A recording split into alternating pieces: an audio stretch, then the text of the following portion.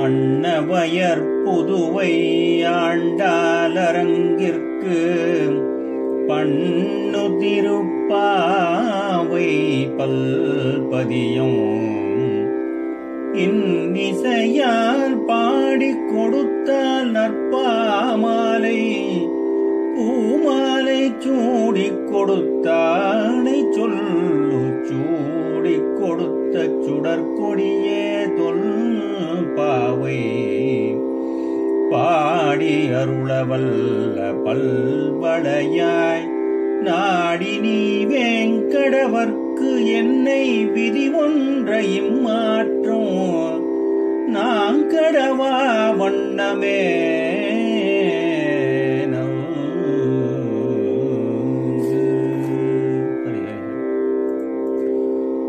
सर्वत्र गोविंद नाम संकीर्तनम गोविंदा गोविंदा திருப்பாவை 16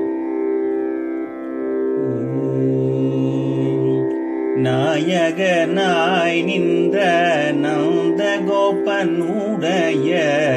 கோயில் காப்பானே கொடி தோன்றும் தோரண நாயகனாய் நின்ற நந்தகோபனுடைய கோயில் காப்பானே கொடி தோன்றும் தோரண வாயில் காப்பானே மணிக்கதவம் தாழ்த்திரவாய் வாயில் காப்பானே மணிக்கதவம் தாழ்த்திரவாய் ஆயர் சிறுமியரோ முக்குவரை பறை மாயன் மணி வண்ணன் நென்னலே வாய் நேர்ந்தான் தூயோமாய் வந்தோம் துயில் எழப்பாடுவார்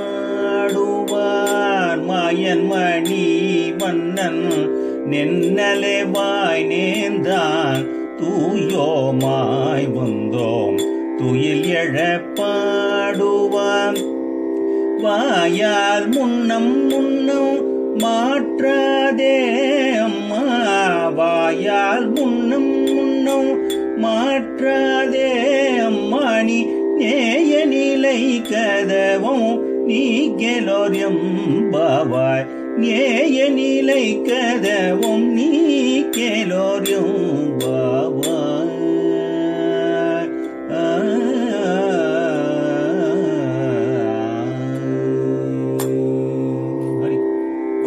கோவிந்த நாம சங்கீர்த்தனம் கோவிந்தா கோவிந்தா. இந்த பாடலில் பொருள் என்னவென்றால், எங்களுடைய தலைவனாக இருக்கின்ற நந்தகோபனின் திருமாளிகையை பாதுகாக்கும் காவலனே, கோடித்தோரணம் கட்டப்பட்ட வாசல் காவலனே, ஆயர்குல சிறுமீரான எங்களுக்காக இந்த மாளிகை கதவையாவது திறப்பாயாக. மாயச் செயல்களும் செய்பவனும் கரிய நிறத்தவனுமான கண்ணன் எங்களுக்கு ஒளியெழுப்பும் பறை, அதாவது முரசு என்று சொல்வார்களே, ஒளியெழுப்பும் பறை தருவதாக நேற்றே சொல்லியிருக்கிறான். அதனை பெற்றுச் செல்ல நாங்கள் நீராடி வந்திருக்கிறோம். அவனை துயிலெழுப்பும் பாடல்களையும் பாடவுள்ளோம். அதெல்லாம் முடியாது என உன் வாயால் முதலிலேயே சொல்லிவிடாதே. முடியுள்ள இந்த நிலை கதவையை எங்களுக்கு திறப்பாயாக என்று சொல்வதாக அமைகிறது. இது இப்படி சொல்லலாம். விளக்கமாக, ஒருவர் ஒரு செயலை செய்ய போவதாக தெரிந்த ஒருவரிடம் சொல்கிறார் என்று கொள்வோம் இல்லவா? ஒருவர் ஒரு செயலை செய்ய போவதாக தெரிந்தவர்களிடம் சொல்கிறார் என்று வைப்போம். ஒருவேளை அது அவருக்கு பிடிக்காமல் இருந்தாலும் கூட ஆரம்பத்திலேயே இதை செய்யாதே, நீ செய்ய போவது உருப்படவா போகிறது என்று அவசகமான வார்த்தையை பேசிவிடக்கூடாது எப்பொழுதும் இல்லவா?